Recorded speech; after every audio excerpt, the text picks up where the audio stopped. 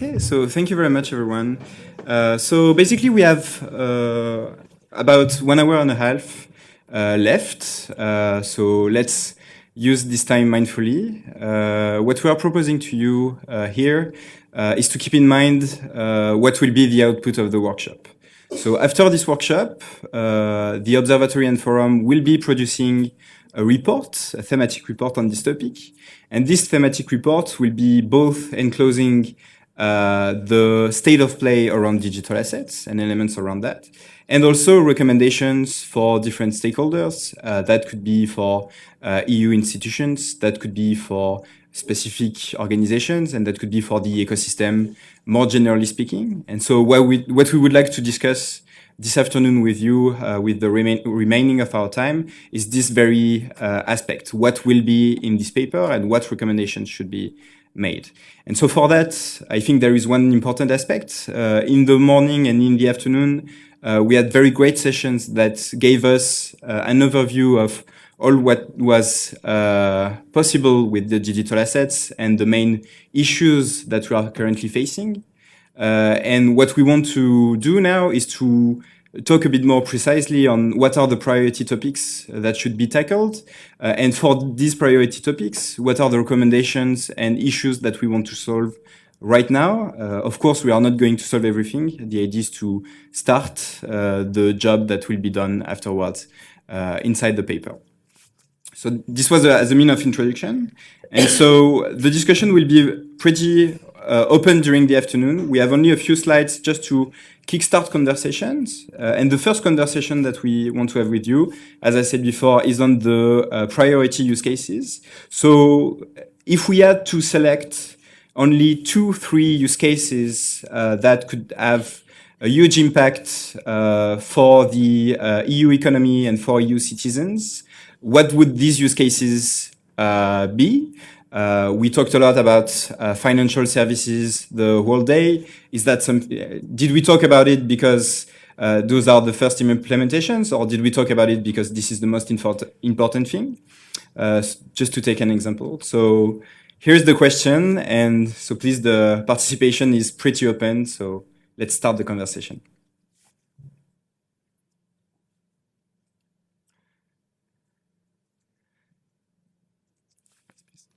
Hi, Ludovic. So I'm very intrigued by the inclusion of voting rights as a digital. Sorry? Could you please remind your name and organization? Yeah, my name's Mike Hoffman from University of Southampton. Intrigued by the inclusion of voting rights as a digital asset. I'm just wondering if it's a valid definition. Can we treat a voting right as a digital asset? Also, from a legal point of view, is it an asset? Or is it just a right? Just to have some clarity over the wording. Thank you. Yeah, sure. Someone wants to take this point? I think both aspects are valid. Do you have examples of implementations of one of these? Because obviously we're using, in our project, we're using tokens to actually represent a weighting for votes. So, for example, in our project, if you have 25% of the tokens, you can have 25% of the votes. But the vote itself is not an asset. So it just could be very confusing in terms of nomenclature. Sure. It's a fair point. Thanks. Maybe just another point on the voting side. Sorry, Matthew from Settlement. I think it really depends on the implementation. If you're having a token that you're distributing to a population in order for them to vote, then of course it becomes an asset, a transferable asset. The recipient being one of the people that you're able, or one of the parties that you're able to vote for. Other implementations of utilizing blockchain technology for voting in particular don't necessarily involve a token. So I think it really depends on how you're utilizing the technology. Is it a tokenized vote token, or is it using the ledger to record the evidence of the votes, something like that? My argument would be voting is not an asset and voting right is an asset. Okay, sure. So the original question was really about what are the most interesting use cases. So we are talking about voting. Is that something that you deem as a priority use case? I think the way you should phrase the question is, what are the most promising use cases of digital assets, digital rights, or digital rights over assets? Token. Yeah, so I think right now we're discussing the use cases for tokens, and they would embrace digital assets, voting rights, etc.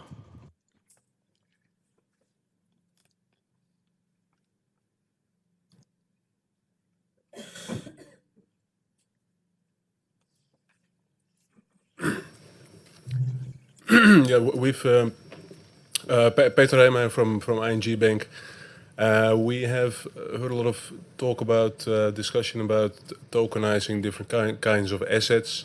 One other dimension I think that's relevant is tokenizing assets and directing them towards the institutional market, right? So carefully distinguishing the buy side of your product that you're trying to tokenize. One of the reasons that the digital asset market now is quite small, I think, is that sort of the penetration to the institutional market, mainly pension funds, has not been found yet. I suppose pension funds are a challenge in the sense that they have very strict requirements, of course, from law and regulation to be able to adopt security tokens. So we at ING are thinking about or trying to build a platform in which we're going to trade what we call institutional grade digital assets, and we're kind of exploring what does that mean, right? So what requirements should a digital asset satisfy in order to be attractive to say a Dutch pension fund where we're based in the Netherlands. I just wanted to mention that that's a different dimension from not just selecting the type of asset, but selecting the type of client.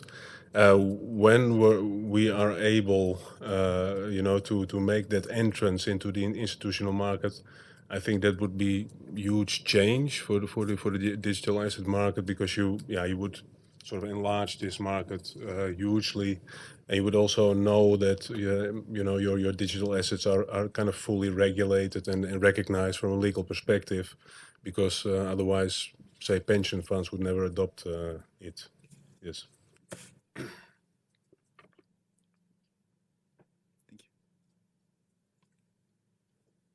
Can I ask you a question on that? Because you guys, I know the Dutch are quite. I would give an answer to the question, or I try to.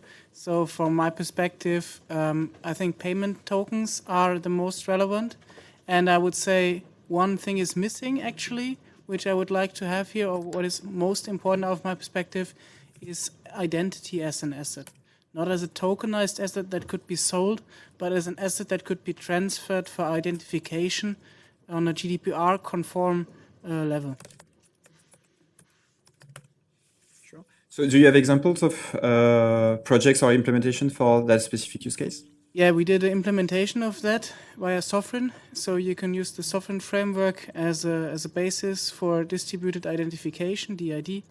And it's very good because it gives the power of the identity to the user. So the identification itself is not on ledger, but only a reference of that. And thereby you can give access to your personal data on behalf of yourself, and not on behalf of a company who owns your data.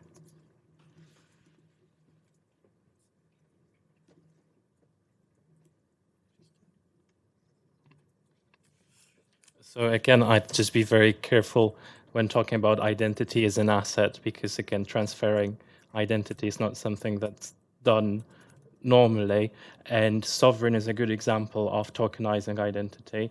I just add to that ERC 725, which is an Ethereum standard for tokenized identity, but it doesn't mean that identity becomes an asset, I believe. Yeah. Okay, fine. So maybe to narrow down a bit the discussion, we have been talking about use cases in general, but we are here at the European Commission.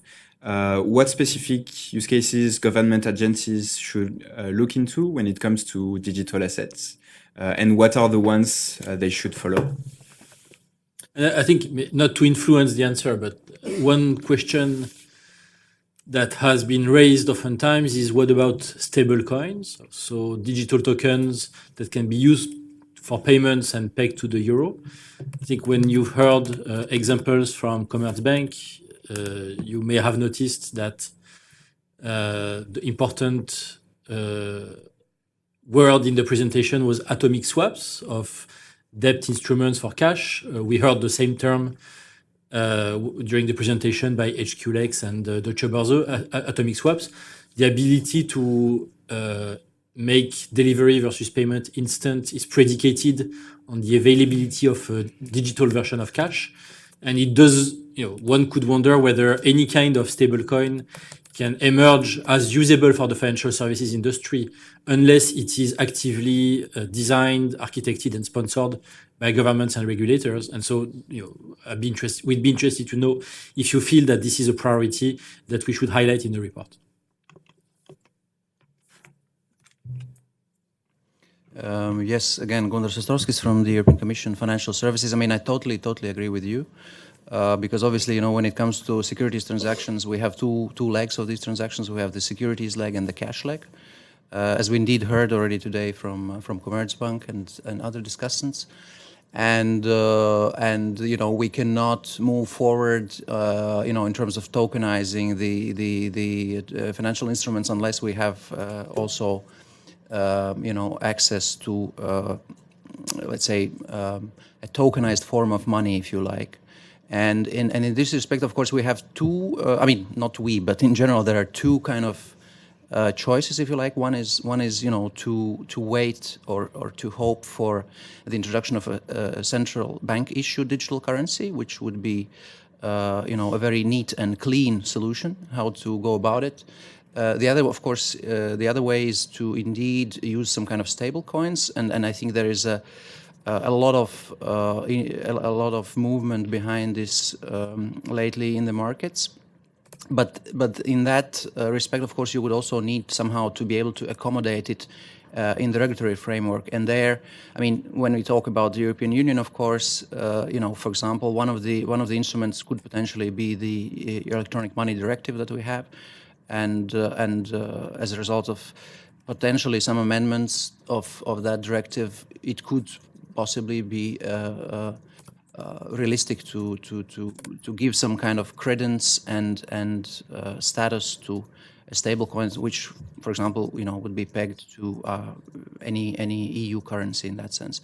I see it as an indispensable prerequisite, for really the tokenization to take off in the financial sector, in the broader financial sector. Now, the outstanding stock of the financial instruments, because of course, we've talked a lot about primary issuance, ICOs, whatever, STOs.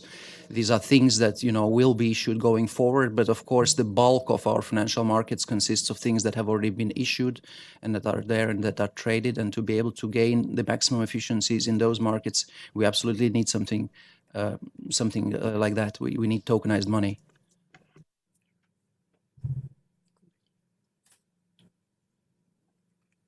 Maybe sorry. Please go ahead. Sorry. So the SEC just called stablecoin going to be a security. It's acting like a security, so there might be some rules and regulation around that. I'm not sure what the European Parliament's about to do with that. And what I heard from earlier when Commerzbank was talking, that first we need to have a common language that cut across borders, so not just French and German, but have to have one regular, language. Everybody understands it, don't have to interpret it to make sure it's and everybody understand cross-border that it's done, and then we can start moving on to another security laws. I don't know how you guys in the Parliament feel about that. I'm from the European Commission, actually. I'm not from the European Parliament, but it doesn't matter. It does matter, but not for the sake of this debate, I guess. Yeah, and of course, I mean my comment was purely personal. It's not based on any kind of foregone policy conclusion of the European Commission. But I think I was rather referring really to the possibility of using. I mean, if you look, if you look at the current situation in the financial sector, of course, we have central bank money and we have commercial bank money, right? So, I mean, I have kind of repeated the same possible approach in terms of also arriving at a tokenized money, where you can either tokenize directly the central bank money, or you can tokenize commercial bank money. And of course, when it comes to e-money directive, possibly as a vehicle for tokenizing money, we would speak about commercial bank money there. So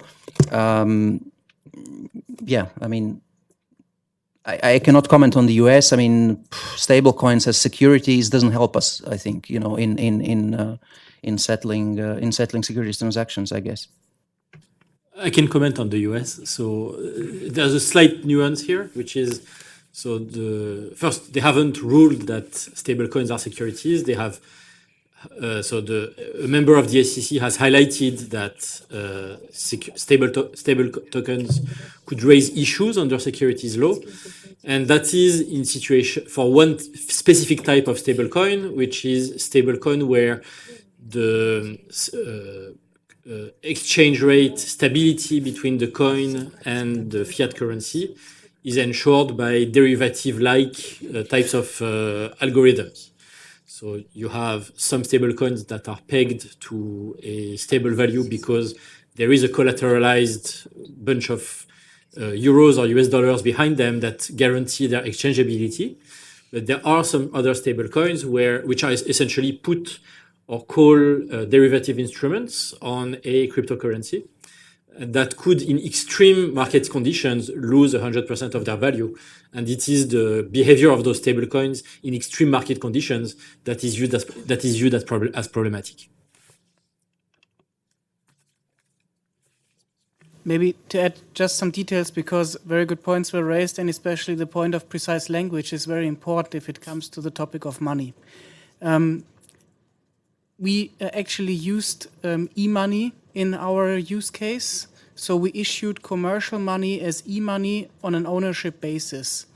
That is very important because it doesn't stick the liquidity to a custody account where the money is held back for the actual stable coins.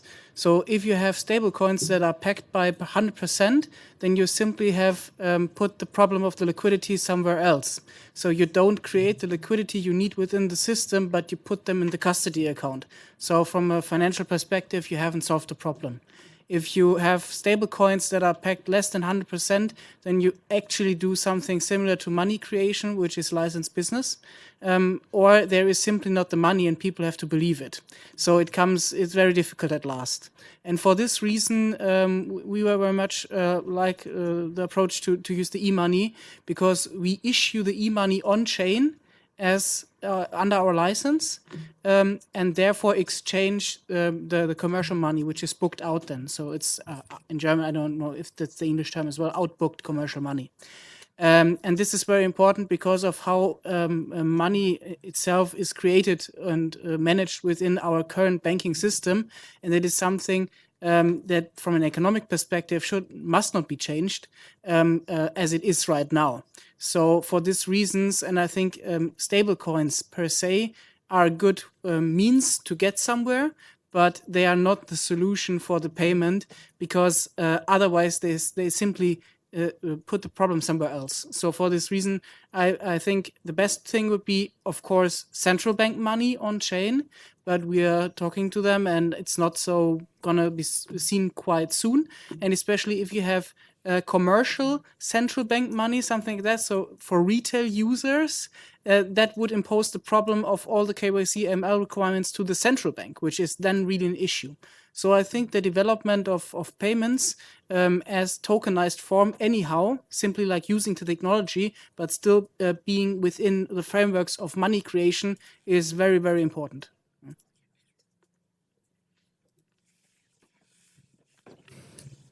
Mikoli from the European Central Bank. Central bank money has been discussed, so I just a few words. I wonder if you've seen an occasional paper that was published last week called Crypto Assets. There's also an annex on the digital currency on central bank money. I have to say this is not the official ECB view, but the analysis has been done throughout the bank.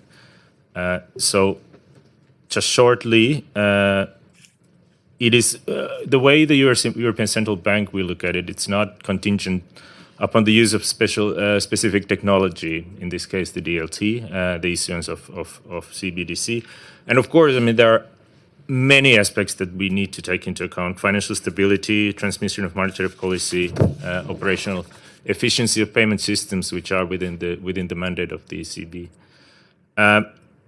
Now, the analysis today, it suggests that the current conditions do not warrant the issue of CBDC in the euro area, but we will continue evaluating this.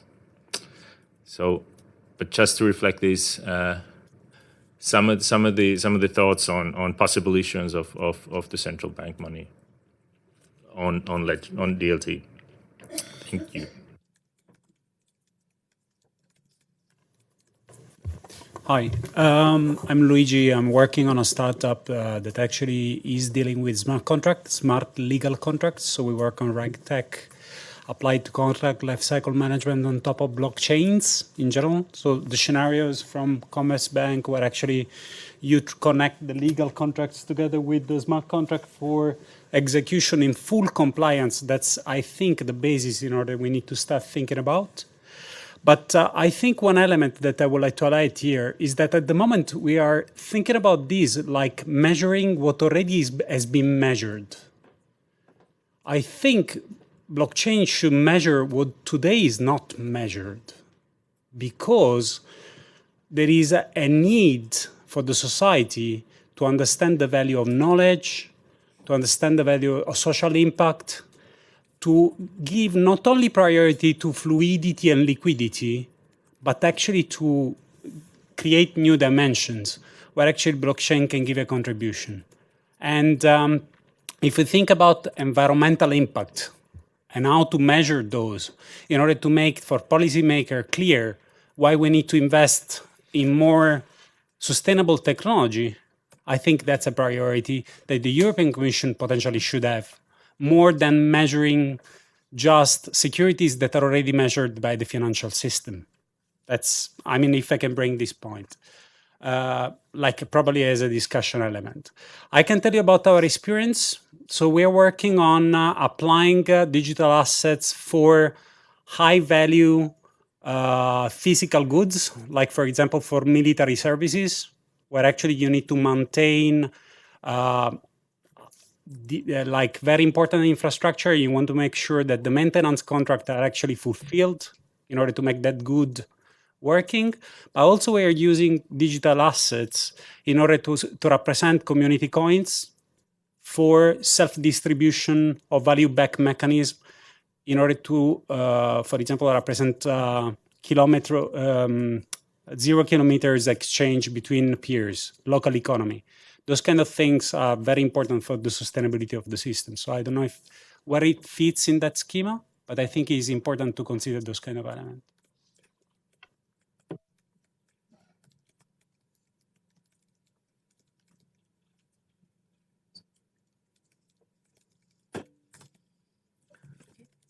Let's move on So before we jump on the next big question about the regulatory aspect, are there any other gaps that we haven't talked about, such as the one that you have highlighted, that you would like to mention here for the sake of the report afterwards? Yes. Pedro López Belmonte, Lisbon International. I think out of a bit of the financial discourse, there are a couple of points that should be mentioned as well. First of all is the physical asset. I think it's quite important. We all have here a lot of physical devices and so on. that can be traced and that plays an important part in the economy. And I think it's a very important thing. I follow on the project that can mention they are following with a luxury company. So I think this is important and a relevant topic. And another one, which involves 3 points, which I think are related, which is reputation, status, and loyalty points. I think all of them are different flavors of the same. We are moving towards a more decentralized and democratized economy. Samples are, for example, Uber and Airbnb, which are previous to blockchain, and they are not using blockchain. And people, they implement a kind of reputation system that can impact people's life. And there are projects based on blockchain which are moving towards that direction. Another use case, for example, could be these fake reviews in systems like in applications like TripAdvisor. Okay, and blockchain is perfect technology to ensure that reviews and feedback are trustworthy and are relevant, for example. I think these points should be also considered. Thank you very much. Anyone wants to jump in to complement? Yes, please. Miguel Jorizar from Renta 4 Bank. I just wanted to point, I'm not sure if it's so relevant, but it worries me the point of how people is actually holding today digital assets, mostly in the name of cryptocurrencies and in this case in wallets that are growing, are actually global, are turning to be decentralized.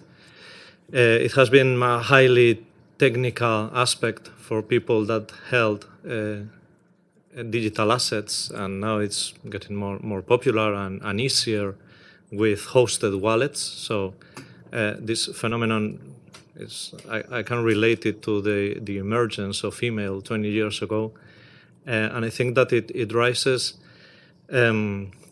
two questions. One of them is how is it going to compete with our commercial bank accounts, and if it grows for enough critical mass, maybe we'll find a significant number of citizens that are holding assets in something that we are not very sure what it is, which is a decentralized wallet. So I think we should take a look at this. And very secondarily, but it also worries me that this generates a problem, again, on financial inclusion. I think that our IBAN commercial bank accounts that we all have were a very good advance for the European financial system. I know in a very, not capital markets, no anything, but just the payment and the holding of money.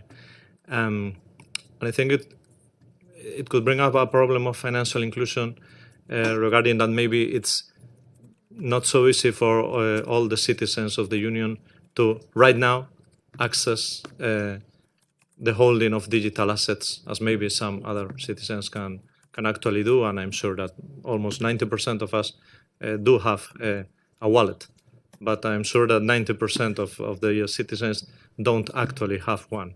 So I think it would not be the worst idea maybe to take a look at it and to see if there won't be some kind of implementation that will lead us faster to some kind of IBAN digital wallet account that could be interoperable in the European Union.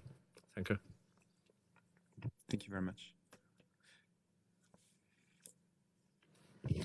Stefano Capaccioli from University of Milan and CoinLex. Before talking about the priority about the strategic use cases, there is some preliminary question under my perspective. The first one is a common definition at EU level, because by now we are assisting at a forum shopping between a competition between member states. So I think this could be a problem because by now in 28, the 28 states, member states, we risk to have different solutions. The second one is to define rules for the new intermediaries because we are creating new intermediaries that are exchanger, custodian wallet, and so on for protecting investor or protecting consumers, depending on utility on security token. And the third one, there is a little problem that this morning has not arisen, that is defining a VAT liability for utility tokens because they are prepaid, the prepayment of services. So we risk VAT liability for digital services. Thank you. Thank you. I think it's lead us to another question. So we talked this morning about what adaptation would be needed for increasing the development of security token. What amendment to the financial regulation would be needed if there is some break. But what should be done in terms of for the utility token? Because as you say, there is new services created, custody, management. Should we apply the financial regulation to this new type of assets, or create a new regulation, or just let it unregulated? What do you think? I look to the risk of the VAT liability for utility token. For security token, and also there is a problem of, this morning arose the problem that every single member state have its definition of financial instruments. We don't have a common field. There is a common base from in the European directive, which is common to every country. So should we also have some kind of a common harmonization at the European level of what is a utility token, or create a new kind of financial instrument in the securities list, in financial instrument list? I don't think so, because there is an openness of the MiFID, and we know that security token must be analyzed case by case. So in the case we open the MiFID or other directive, could be a problem because the system of token is very fast to change.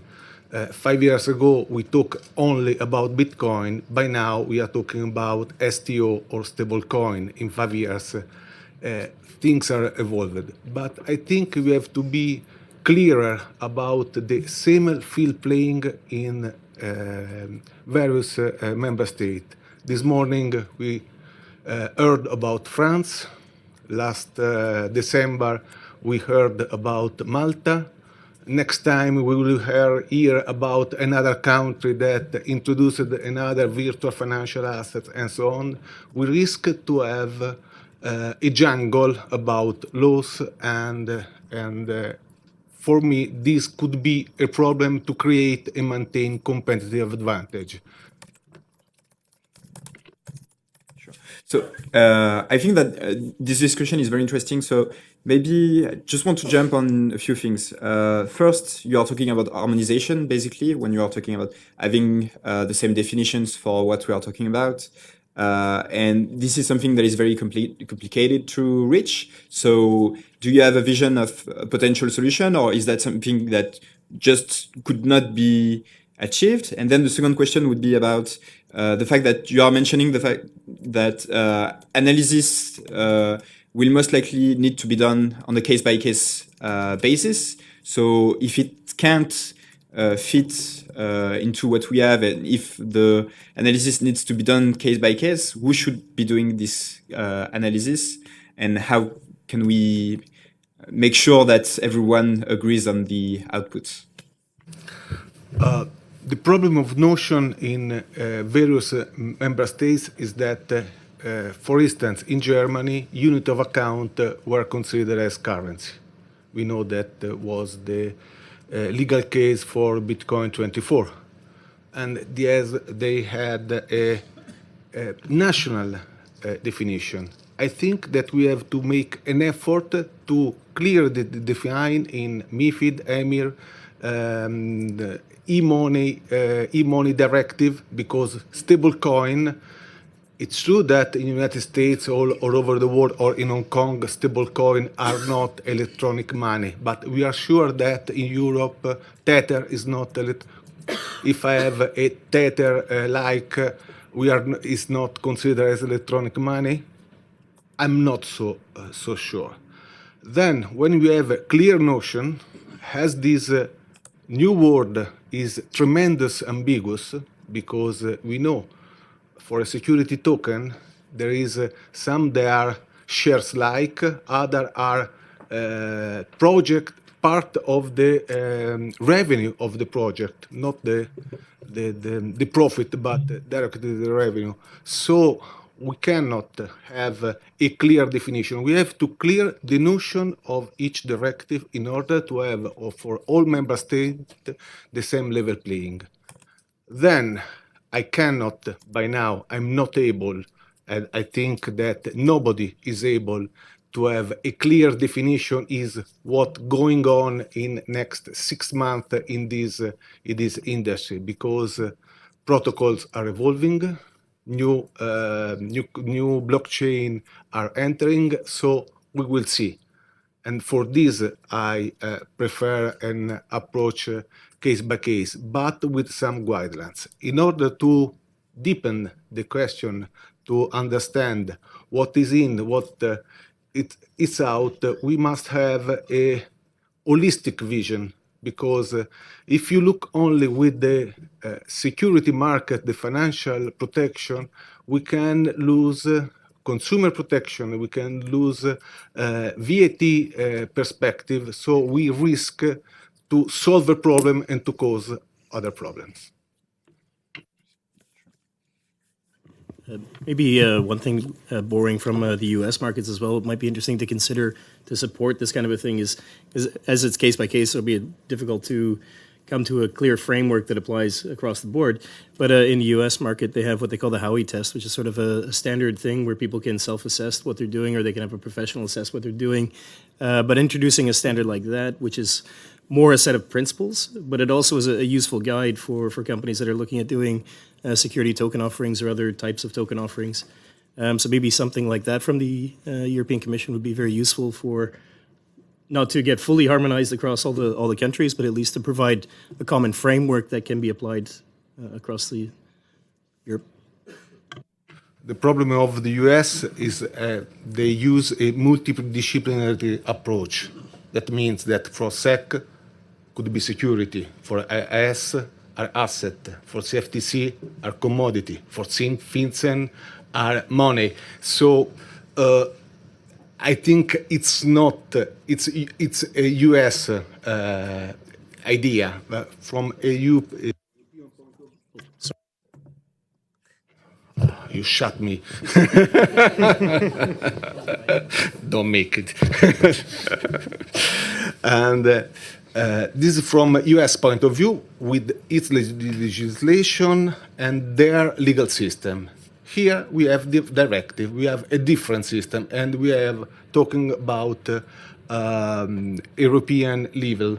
Then we have problem of direct taxation, of accounting. There is no harmonized relevant laws. So they are different planes.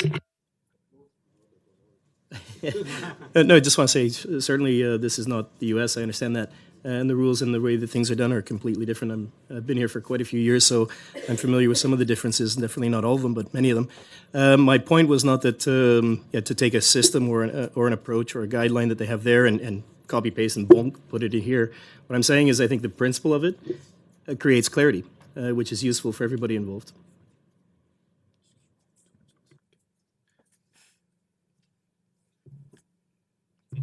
Yeah, François Vigneron from SAP. So it's a personal question, but a lot in Europe we speak about food safety. We have had some food frauds, food scandals.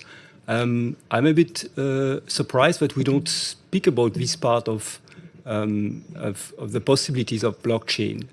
Whereas what I see in the use case that we have, we do a lot on food traceability. And there are also working groups at GS1. So I was curious if this is completely out of scope for the discussion, or if, someone wants to talk about this also. Food safety and drug safety. I think the people in this room feed themselves from ideas and technology. They don't. No, definitely we can talk about food safety and food assets as well.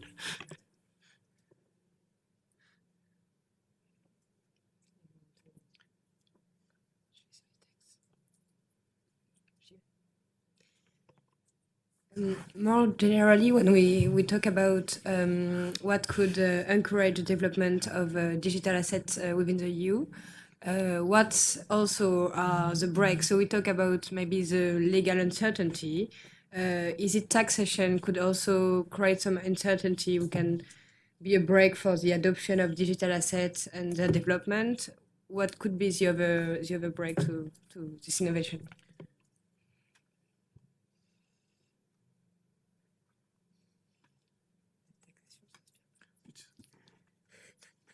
Are you really not that inspired? I'm quite surprised. Thank you very much. Hi.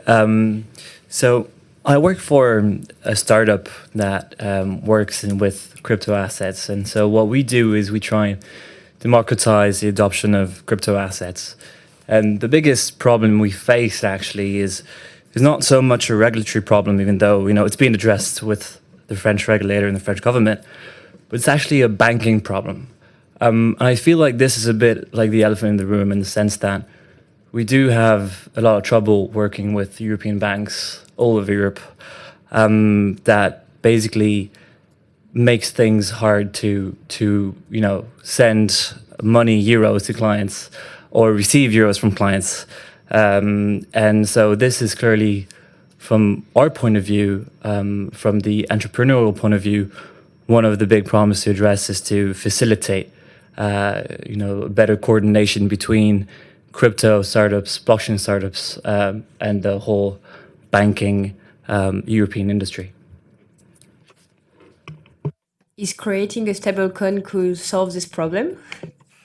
Well, I mean, this is, from our perspective, one of the biggest use case of a stablecoin is actually bypassing the banks in a way that actually we will be able to have a stable euro in the form of a stablecoin, and making sure that the clients are able to get back some safe, stable value when they want to hedge against a potential downfall of the market. So creating a stablecoin, would it be a private or a public stablecoin? From that perspective, is quite interesting. Yeah. Sorry, can I hear? I think can you go back a little bit to what do you mean with stablecoin? Because if you mean stablecoin tether, I mean that's not even a stablecoin because it is fluctuating and nobody's covering the value of tether as of today. No, but I don't know, a euro token, maybe?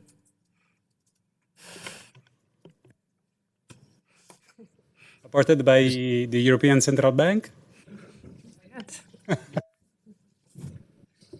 I'm sure they are happy about that.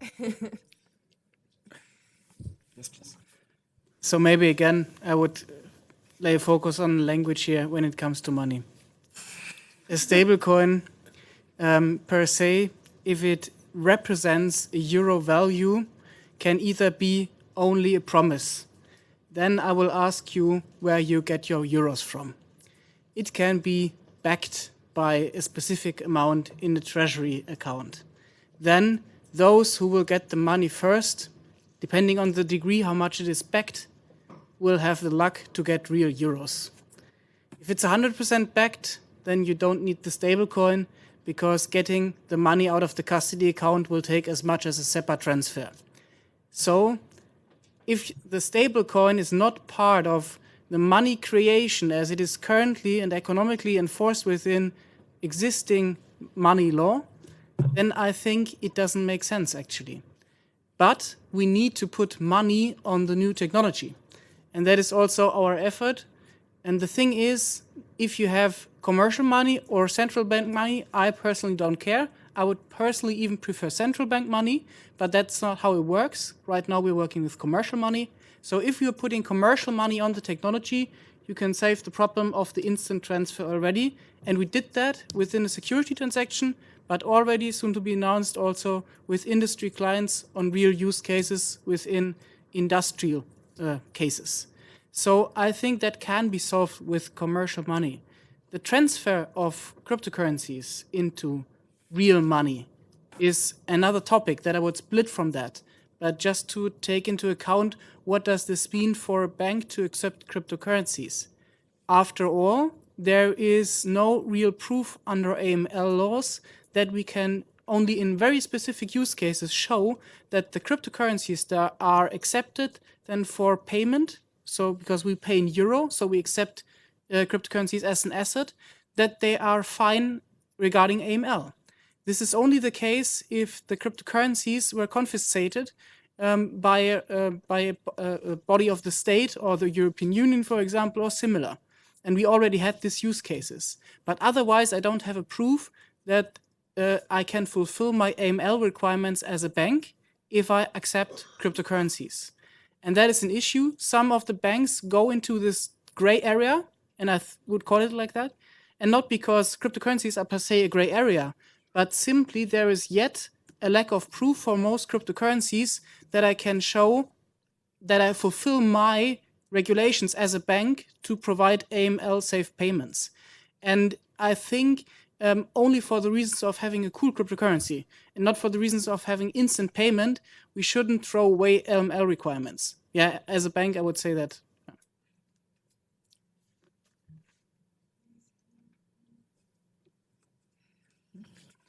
I would like to complement what has been said. I think there is, even from a business point of view, there is a very big interest to connect the treasury aspect, even of different institutions, with warranties connected with stable coins, but without creating and minting new things.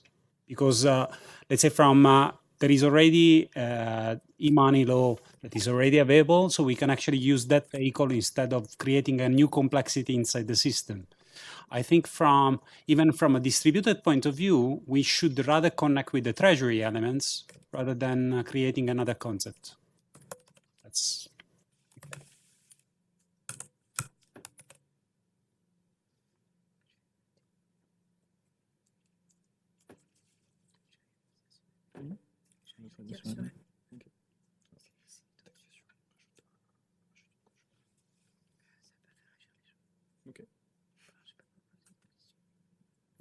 So, of course, this is an open floor, so please feel free to raise any points that you deem interesting. I think that the topic that we are covering is highly complex, and not a lot of people have answers here, but maybe we can try to ask at least the questions as a starter. So we have a lot of people here from FISMA. I would like to direct you a question. Are there specific points that you would like to discuss that would be helpful for you? I know that you already asked a lot of questions this morning, and that maybe not all of them received answers. But if there are any things that are useful for you that we should discuss right now, I think that would be a good time. Maybe just a brief comment. So I think we would welcome all industry stakeholders then to come to us, after the meeting and, maybe point out, or we can bilaterally exchange emails about, what are the kind of issues that they face in implementing, especially EU level legislation, and, what are some of the obstacles for the take up of, issuance of security tokens and their trading. So, we would be always very keen to hear what are the specific issues. But I realize that this is maybe not the forum to discuss specific provisions. So I would encourage everyone to then talk to us bilaterally, and we are always open to do that. Thanks.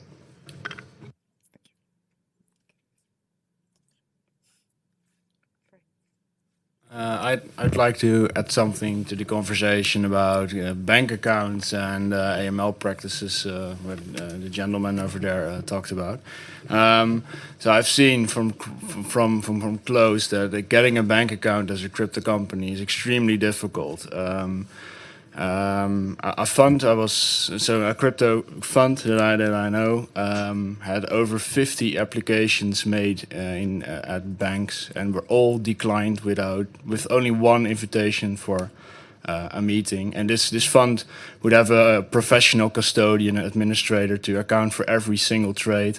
So clearly AML should not have been, well, at least I would say banks should be open to talk about how the AML should be run and not assume that they can't comply with those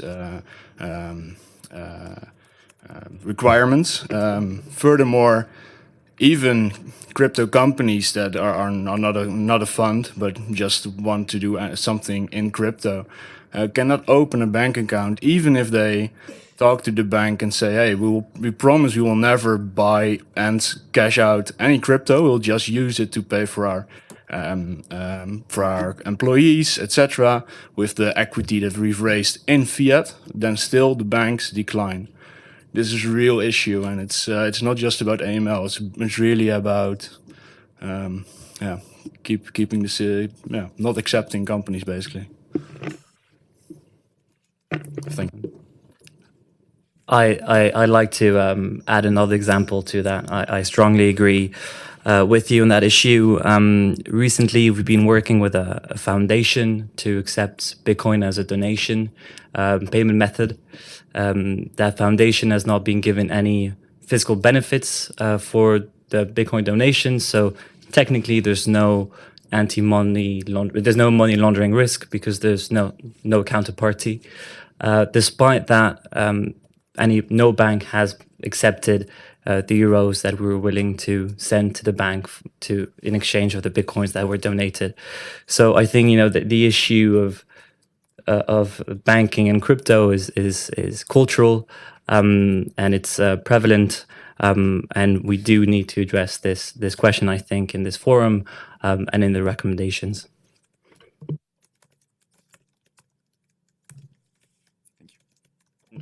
I'd just like to add, I think we've seen less problems, still quite some problems in the US and in Asia, but probably less problems, which certainly helped the entrepreneurial ecosystem around blockchain to grow and get bigger than what we have here in Europe. So yeah, this is an important key issue to address. All right, thank you very much. So before we wrap this up, I would like to open maybe a last topic, which has actually been a bit discussed right before. I think it was by this gentleman here, around user experience. So of course, most use cases, when it comes to digital assets, the user in the end, when we talk about general consumers, won't even know and notice that blockchain technology is used. Most of the use cases that we have talked about this morning are not at all addressed to consumers directly. However, for the very specific cases where digital assets will be in the hands of the users, what should be the things that we should keep in mind and the best practices that we should implement in those cases.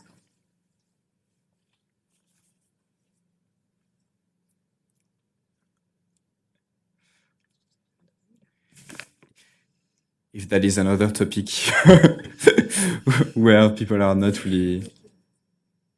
You want me to repeat the question because it was not clear enough? Okay, sure. So the question was about all the digital asset use cases where users in the end will have direct access to the digital assets. What should be kept in mind in terms of user experience, in terms of usability for the user, for these solutions to be able to really flourish? Can I say?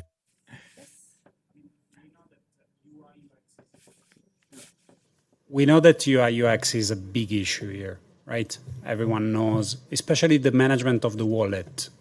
If you ask a human being to understand how to handle the wallet, they will just say, too complicated, I don't want to touch it, period. That means from that point of view, and based on our experience, users are not willing to touch something that is very complicated. So the simplification, but also warranties connected with the usage have to be addressed seriously by this group. At the same time, I think incorporation of those kind of processes within the current tasks that they already have, in order not to create an additional cognitive load, has to be considered. Because, for example, in business, B2B, or where we have been working, people don't want to add yet another task into their to-do list. So we need to consider simplification of those tasks and interaction from an interaction point of view.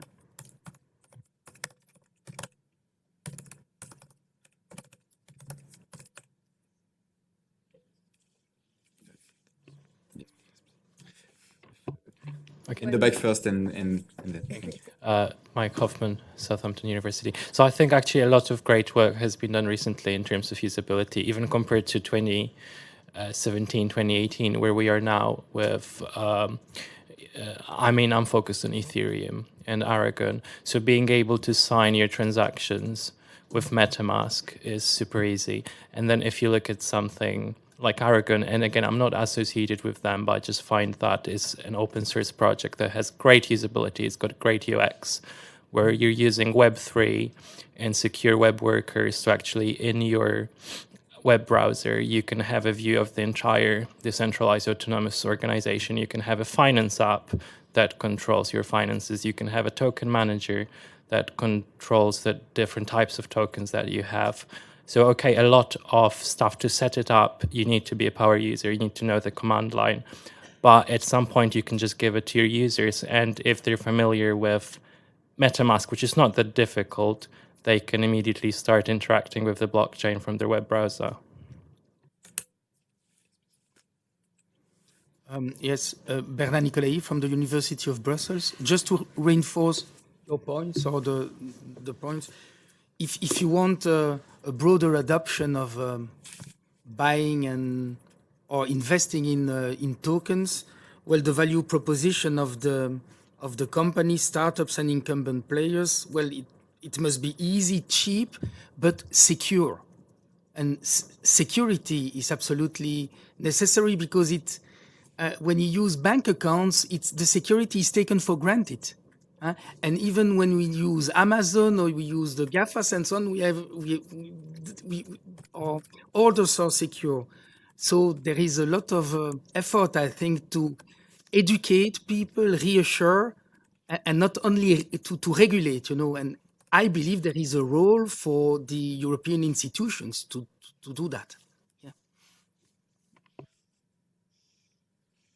That is a very powerful statement. Thank you.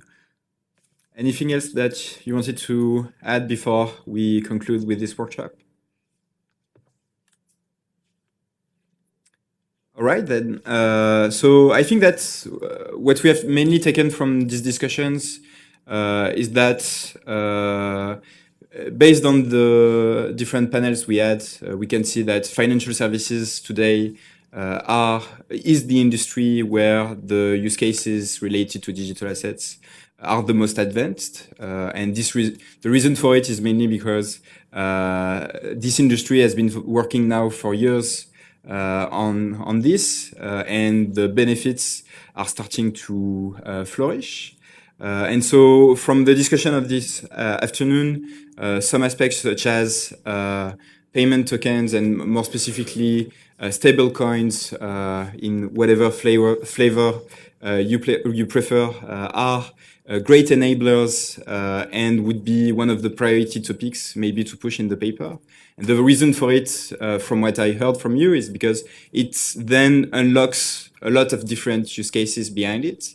And because if you want to take the full potential of blockchains in the end and smart contract automation, you will need to access to this payment layer and be able to automate these payments, and having stable coins is part of the solution. And so for that to happen, there are many different clarifications that need to take place around AML, around taxation, around financial regulation, more in general, MiFID, and around other aspects that I didn't mention.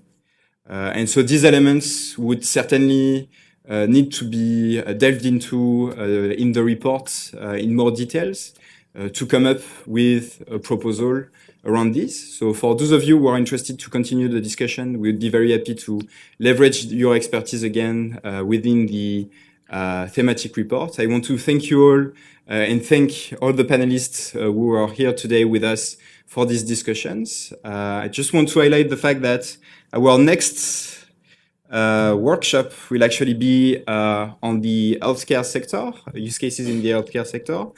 Just a note for those who had the information previously, this workshop has been moved to September 4th and not at the end of June like it was previously. Sorry? No, so the health, yes, is off, yes, sure. Sorry, I didn't hear you. Thank you. So we would be happy to see the faces that are here during this workshop. You can access information on the EU Blockchain Forum.eu website. And again, thank you very much for joining us today.